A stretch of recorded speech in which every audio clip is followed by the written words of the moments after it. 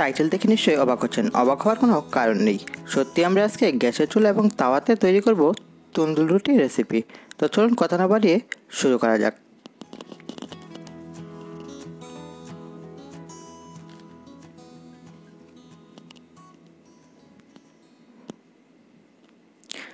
এখানে তন্দুর রুটির জন্য আমি ময়দা নিয়ে নিচ্ছি 3 কাপ। 3 কাপ ময়দা এখানে নিয়ে নিলাম। এরপর এর মধ্যে দিয়ে দিব baking powder. 2 teaspoon baking powder আমি এখানে দিয়ে দিচ্ছি। চিনি দিয়ে দিচ্ছি 2 টেবিল। এরপর দিয়ে দিচ্ছি লবণটা আমি স্বাদ মতো দিয়ে দিচ্ছি। এখন এটিকে আমি খুব ভালোভাবে একটু মেখে মিশিয়ে নিব। সবগুলো উপকরণ একসাথে দিয়ে আমি এটি এখন মিশিয়ে নিচ্ছি। এখন এর মধ্যে দিব সয়াবিন তেল। 3 কাপ ময়দার জন্য 3 টেবিল চামচ সয়াবিন তেলই যথেষ্ট। তো দিয়ে দিলাম আমি 3 টেবিল চামচ সয়াবিন তেল। এখন এটিকে আবার ভালোভাবে ময়দাগুলোর সাথে মেখে নিচ্ছি। এইভাবে আমি সবগুলো ময়দার সাথে তেলগুলোকে মিশিয়ে ভালোভাবে মেখে নিচ্ছি।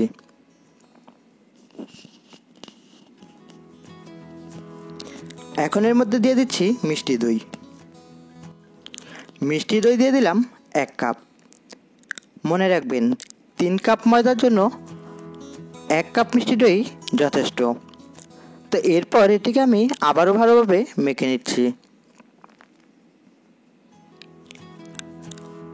এভাবে আমি সবগুলোকে একসঙ্গে মেখে নিচ্ছি। এ পর্যায়ে আমি নর্মাল পানি দিয়ে দিচ্ছি পরিমাণ মতো। আমি প্রথমে অল্প অল্প করে দিয়ে নিচ্ছি যেন খুব বেশি পাতলা না হয়ে যায়। আমার গোলাটা আপনারা দেখলে বুঝতে পারবেন কতটুকু পানি আপনাদের প্রয়োজন হবে। তো সেই আন্দাজ মতো আপনারা পানিটা দিয়ে নেবেন। নিশ্চয়ই দেখতে পাচ্ছেন এখানে আমার গোলাটা কেমন টাইট হয়েছে। গোলাটা কিন্তু এরকমই থাকবে, এর থেকে বেশি পাতলা করতে যাবেন না।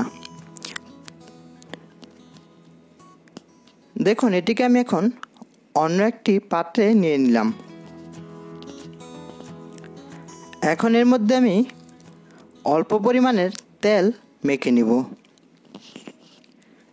দেখুন উপর দিয়ে কিন্তু আমি হালকা করে একটু তেলের একটা আস্তরণ দিয়ে দিলাম। এর ফলে আমার এটি কিন্তু ফেটে যাবে না। এখন এটিকে আমি 2 ঘন্টা নর্মালি রেখে দেব। তো 2 ঘন্টা পর দেখুন এটি কিন্তু ফেটে যায়নি এবং গোলাটা অনেক সুন্দর রয়েছে। তো এটিকে আমি এখন উঠিয়ে নিচ্ছি। তো এইভাবে এরপর আমি এটিকে ভালোভাবে একটু মথে নিচ্ছি। এই পর্যায়ে কিন্তু আপনাদের এই মথাটা খুব ভালোভাবে মথে নিতে হবে। তো আমার মথা শেষ। এই পর্যায়ে আমি এটিকে গোল গোল করে নিচ্ছি। প্রথমে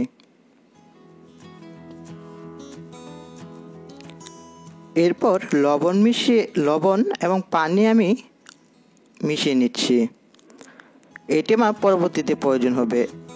এরপর দেখুন আমি 2 হাত দিয়ে কিভাবে নিচ থেকে সাইড দিয়ে চেপে চেপে এটিকে করে নিচ্ছি। আপনারা আমার হাতের দিকে লক্ষ্য করুন, তাহলে কিন্তু পুরো প্রসেসটা ভালোভাবে বুঝতে পারবেন। এইভাবেই কিন্তু করে নেবেন।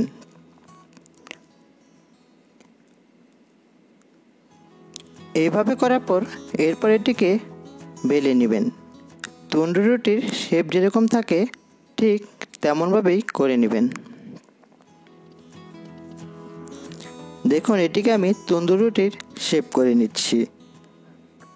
আর কতটুকু পাতলা বা ভারী হবে সেটি কিন্তু আপনারা নিজেরাই বুঝতে পারবেন। আমরা যেমন সাধারণ রুটি বানাই তার থেকে কিন্তু একটু মোটা হবে। এর পর্যায়ে আমি এটিকে একটু ওই যে তখন লবণ আর পানিটা যে মিশিয়েছিলাম সেটি একটু উপর দিয়ে মেখে নিলাম। এরপর এটিকে আমি তাতে দিয়ে দিলাম। আর লবণ আর পানি এটি দেওয়ার কারণ হচ্ছে এটির কালারটি কিন্তু খুব ভালো হবে, যেমনটা তন্দুরি রুটির কালার আসে ঠিক তেমন হবে। এই জন্যই লবণ আর পানিটা দেওয়া। নিশ্চয়ই দেখতে পাচ্ছেন তন্দুরি রুটিগুলো কতটা ফুলে গেছে। এই পর্যায়ে 10 মিনিট পর আমি তাটাকে এভাবে ঘুরিয়ে ঘুরিয়ে একটু তাপ দিয়ে নিচ্ছি এবং খুন্তি দিয়ে নিচে আলতো করে চাপলে কিন্তু এটি উঠে আসবে। এই পর্যায়ে আমি উল্টে নিচ্ছি। এটিকে আমি উল্টে পাল্টে একটু ভেজে নিচ্ছি এবং পরবর্তী প্রসেসটাও আমি একইভাবে করে নিচ্ছি। আপনারা যদি হুবহু এই রেসিপিটা ফলো করেন তাহলে কিন্তু দোকানের এবং রেস্টুরেন্টের মতোই তন্দুরি রুটিটা আপনাদের বাসায় তৈরি করতে পারবেন। এই পর্যায়ে চ্যানেলটিতে একটা লাইক দিয়ে দেন। দেখতেই পাচ্ছেন রেসিপিগুলো আমার পুরোপুরি তৈরি হয়ে গেছে। তন্দুরি রুটি রেসিপি দেখুন কতটা সহজ। তো আর দেরি না করে এখনই তৈরি করে ফেলুন তন্দুরি রুটি। আর রেসিপিটি কেমন লাগছে সেটি জানাতে কিন্তু ভুলবেন না। আর যারা সাবস্ক্রাইব করেনি তারা আমার চ্যানেলটি সাবস্ক্রাইব করে দিবেন এবং আমার রেসিপিগুলো একবার চ্যানেলটি থেকে ঘুরে দেখে আসবেন এবং পাশে থাকা বেল আইকনটি অন করে দিবেন, তাহলে আমার রেসিপিগুলো সবার আগে আপনিই পাবেন। এই পর্যায়ে আমি খেতে খেতে আপনাদের কাছ থেকে বিদায় নিব। এখন এটিকে আমি একটু খেয়ে নিচ্ছি। এটি কিন্তু অসাধারণ হয়েছে। তো সবাই আশা করি ভালো থাকবেন, সুস্থ থাকবেন। সকলকে আসসালামু আলাইকুম।